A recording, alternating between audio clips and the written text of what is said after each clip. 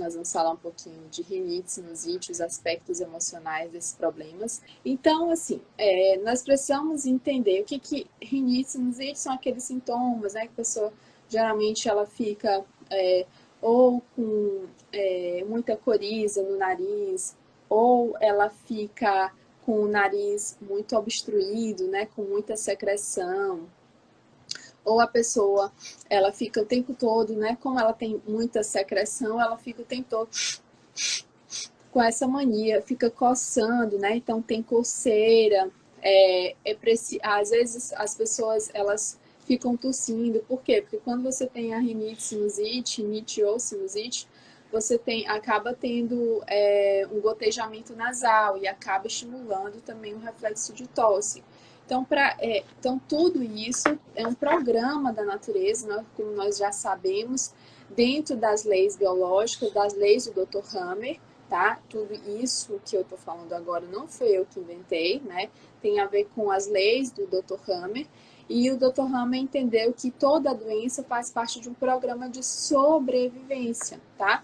Então, nós precisamos disso para sobreviver em relação a alguma coisa, que está acontecendo aqui. E o que são, né? O que é a rinite sinusite? Qual que é o programa de sobrevivência, né? Para a pessoa estar com rinite sinusite, o que está acontecendo ali? Basicamente, algo não está me cheirando bem. Então, algo está me cheirando mal e eu, como muitas vezes, como parte de cura disso, né? Aí eu entro no processo de resolução. Muitas vezes na resolução é quando a pessoa entra em crise de rinite ou sinusite. Então a pessoa vem para o consultório em crise. Na verdade, aquela crise é um processo de resolução em relação a alguma coisa que aconteceu, de algo me cheira mal.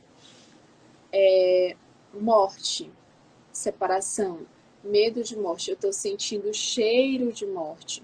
Eu estou sentindo cheiro de separação.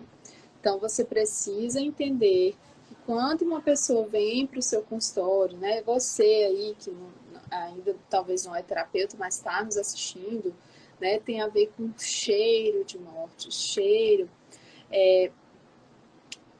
cheiro de separação, né? Inclusive tem um videozinho no YouTube, eu não trouxe aqui para vocês, mas tem um vídeo de uma manada de elefantes, né? E essa manada de elefantes encontra com ossos de elefante. E aí um deles, provavelmente a mãe, ela começou a colocar a tromba, né? A sentir o toque, o cheiro, o momento. A nível cerebral, ela ativou o sistema límbico, ela vivenciou todas as emoções e os comportamentos, muitas vezes os comportamentos, o choro, né? O medo também de morte, ela vivenciou tudo aquilo naquele momento, em que ela tocava a tromba naqueles ossos. E o que começou a acontecer? Começou a descer um líquido branco pelas narinas. Aquele líquido é o mesmo líquido que as pessoas, né, que fica saindo, né, aquela secreçãozinha que fica saindo naquele momento de medo de morte. Então, essa manada de elefantes, o que eles vivenciaram, né? Medos de morte. Porque eles estavam ali e eles vivenciaram aquela lembrança daquela morte, que pode ter sido trágica, pode não ter sido trágica, mas foi muito triste, né? E tudo isso, o meu cérebro vai guardar todas aquelas informações. O meu cérebro armazena as informações do cheiro, do local, do tempo, se tinha fungo, se não tinha fungo, se estava seco, se estava úmido. O meu cérebro, ele armazena todas as informações, tá? Então, como ele armazena todas as informações, e aí é que tá, né? Quando eu vivencio algo, então, quando eu vivencio algo que me remete àquela situação, começo a ter sintoma. Então, que acontece? O paciente veio para o meu consultório e ele vem falando assim, Dalila, não sei o que acontece. Toda vez que eu tô com cheiro de mofo, quando eu entro num lugar que tem mofo, eu começo a espirrar. O que é o espirro, pessoal? O espirro é a crise epileptoide, né? Quando você tá no espirro, você tá vivenciando aquele conflito novamente. Então é como se você entrasse na fase ativa do conflito de novo, mas você não tá na fase ativa. Você tá, é uma crise de cura, é o que a gente chama de crise de cura. Você tem aquela crisezinha e aí você começa a sair secreção pelo nariz. Naquele momento da secreção pelo nariz é um momento de cura, tá? Em que você, é como se você estivesse colocando para fora todos aqueles cheiros de morte, cheiro ruim. Então o paciente vem no meu consultório desse jeito, né? E aí eu falo, não tem nada a ver com fungo. Porque se fosse assim, todo mundo que entrasse num lugar que tivesse muito mofo, que tivesse muito úmido, as pessoas elas teriam isso, né? Todo mundo teria isso. E não é bem assim. Ah, Dalila, mas nem todo mundo é alérgico, é por isso que só as pessoas alérgicas. Mas qual que é o sentido da alergia? Ah, Dalila, é outra coisa, ó. Aí tem outro exemplo, bem legal. Dalila, mas é o seguinte, depois que eu me mudei para São Luís, eu morava não sei aonde, Belo Horizonte, já atendi vários casos assim. Então, eu morava em Belo Horizonte, mas depois que eu cheguei aqui em São Luís, eu acho que é o clima, muito úmido, não sei o que e tal. Aí eu comecei a ter crise de sinusite. Na hora que eu chego lá, eu já não tenho mais. Mas na hora que eu piso o pé aqui, eu começo a ter crise. E aí eu tenho crise à noite. Aí, bom, o paciente vem trazer ali o relato dos seus sintomas de acordo com o que ele sente. E aí por isso que você tem que analisar. Faz sentido isso? Faz muito sentido. Para mim faz total sentido, mas não tem nada a ver. Para mim faz total sentido aquele paciente vir com esse sintoma, mas não tem nada a ver com o mofo, não tem nada a ver com o clima, não tem nada a ver com a umidade do ar, não tem a ver com a separação que ela viveu. Eu morava em tal lugar, quando eu cheguei aqui, eu corrigi tudo isso. Outro exemplo, eu morava em tal lugar, quando eu cheguei aqui, eu melhorei. Por quê? Porque esse lugar me remetia a medos de morte, separações, tudo isso lá que vem fragilizar o nosso cérebro, né? O nosso cérebro, a nossa percepção, que isso é a nossa percepção que fragiliza o cérebro e que fragiliza um lugar do nosso corpo, tá bom? E aí é isso, pessoal, que acontece. Então, quando o paciente vem, nós não temos que ficar ligados somente naquilo que o médico falou, naquilo que o paciente. Nós temos que ver, será que faz sentido isso? Por que nem todo mundo tem isso, né? E aí tem uma coisa bem interessante, né? Tem duas fragilidades, dois lugares no cérebro que podem sofrer fragilidades nesse momento que o paciente tem rinite sinusite, que é o hipotálamo, porque o hipotálamo tem muito a ver com medos. Medo de não conseguir, medo de não ir para frente, medo de morte mesmo, medo de separação. E o hipotálamo, quando o paciente tem rinite, sinusite, o hipotálamo está muito fragilizado, tá bom, pessoal? Então, hipotálamo e as amígdalas. O que acontece? E a amígdala que eu falo aqui não é a amígdala garganta, tá? É a amígdala cerebral. Não estou falando de amígdala garganta, de faringite, dessas coisas. Não estou falando disso. Não estou falando das tonsilas palatinas, que é a amígdala que nós chamamos, né, vulgarmente. Estou falando da amígdala cerebral. O que acontece? Quando eu vivencio o medo, o que acontece na hora do medo? Eu vejo, primeira coisa, a informação visual, certo? A informação visual é de medo. Teve um acidente. Meu Deus. E aí eu tenho medo de enfrentamento. Eu começo a ter insegurança. Com certeza, muita gente vivenciou isso na época da pandemia. Por quê? Porque as pessoas vivenciaram muito esses medos, essas inseguranças, né? E que aí a amígdala, meu Deus, vamos lá informar aqui para o sistema límbico, né?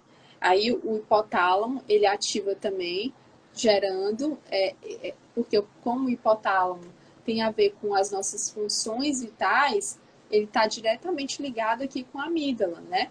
E aí ele começa a reagir, o nosso corpo começa a reagir para lutar ou para fugir. E aí tem tem todo um mecanismo cerebral, fisiológico, para que a gente sobreviva diante daquele acontecimento, tá? Mas quando nós não conseguimos, cara, realmente eu passei por esse medo, eu vivenciei esse medo, e toda vez que eu chego em casa, lá naquele, só é no quarto, nem em outro lugar não acontece. O que aconteceu no quarto? A, a minha última briga com o parceiro, com o meu marido, antes da separação, foi lá naquele quarto. Então, toda vez que eu entro no quarto, eu tenho crise. Uma vez eu atendi uma criancinha, né? Uma criança, acho que 1 ano e meio e tal. E aí, meus pais viviam brigando muito. Brigando muito. Muito, muito, muito. E essa criança vivia com febre, né? Com rinite, sinusite, a mãe enchendo a criança de medicamento, de antibióticos, não funcionavam. Por quê? Que além desse antibiótico, ele não vai tirar a causa daquele ambiente, ele não vai mudar o ambiente. E aí, se os pais não mudassem o ambiente, nada ia mudar. Então, o que a gente fez? Nós informamos para os pais, né, a verdadeira causa. Então, nós conversamos com os pais sobre tudo aquilo que estava acontecendo. E depois que a gente conversou com os pais, aí, né, juntos nós buscamos uma solução real. O que eu falei para eles? Falei algo que eu falo para vocês. Quando você toma antibiótico, pessoal, aquela corizazinha, né, ou aquele catarro que está lá preso, ele fica lá, ele está preso lá, né, e ele não vai sair. Por quê? Porque você está tomando antibiótico para as bactérias saírem dali. E para que serve a bactéria? Ela serve justamente para trabalhar para que essa secreção saia. Ela vai sair fétida, amarela ou esverdeada. Por quê? Porque as bactérias estão trabalhando intensamente para livrar você daquilo, né, naquele momento. Aí o que eu faço? Eu tomo antibiótico, mês seguinte crise. Tomo antibiótico, mês seguinte outra crise. Antibiótico. Claro, se eu não tiro aquele excesso de secreção, que também faz parte disso, né? Faz parte de todo um programa biológico e fisiológico para resolver essa questão dentro de mim. E aí, quando eu faço isso, né? Eu não deixo o meu corpo funcionar. Ah, Dalila, mas eu vou deixar sempre? Bom, a escolha é sua. O que nós fazemos dentro do MPC? Nós observamos a causa inicial, ou a verdadeira causa, a origem, a raiz disso. Nós ressignificamos, mudamos o sentido daquilo, e aí nós damos solução real também, né? Porque não adianta, se você se manter lá naquele ambiente que não é saudável, se você ficar naquele ambiente que é cheio de medos de morte, cheio de medos de separação, é claro que aqueles sintomas vão voltar. Por quê? Porque você está dentro do medo. Não adianta. Se eu não mudar, nada muda. Tá certo, pessoal? É o ambiente, sua besta. Como dizia o Dr. Bruce Lipton, tá bom? Para que a gente saiba o que está acontecendo com essa pessoa, né? O que deixa essa pessoa apreensiva? Quais são os medos e inseguranças que essa pessoa está vivenciando, né? Quais são os medos? Então, eu preciso entender um pouco disso para eu poder ressignificar. Aí você pode me fazer a pergunta: Dalila, olha, eu sou sua aluna em MPC e eu tenho um caso aqui de rinite sinusite, né? Que acontece assim, inclusive com os meus alunos, tá? E já é um puxão de orelha em vocês, meus alunos, e para vocês que não são também. E aí vocês vão contar um pouco da história da pessoa. Dalila, olha, eu quero saber o caso aqui de rinite sinusite. Como que eu ressignifico? Primeiro, vocês, meus alunos, não é para estar perguntando isso, porque vocês sabem que eu falo o tempo todo nas aulas exatamente sobre isso. Nós temos que buscar a origem através da história do meu paciente, né? Porque não é o que nós falamos, né, no geral, mas nós temos que buscar a história do paciente. Se nós não buscarmos a história do paciente, é muito difícil dar um novo significado. Porque o que você vai me perguntar, Dalila, como que eu ressignifico tal coisa? Eu falo, Dalila, eu não sou sua aluna, me ajuda com esse caso? Infelizmente não tem como. Por quê? Porque eu tenho que me aprofundar no caso, né? Eu ou os meus alunos, ou qualquer pessoa que atua com MPC, e eu vou analisar o caso, e depois que eu analisar esse caso, aí sim eu vou ressignificar. Porque não existe uma receita pronta. Existe um método a ser seguido, toda uma metodologia. Existe também um formato dentro desse método. E através disso, e através desses conhecimentos com profundidade, aí você pode encontrar a raiz dos sintomas.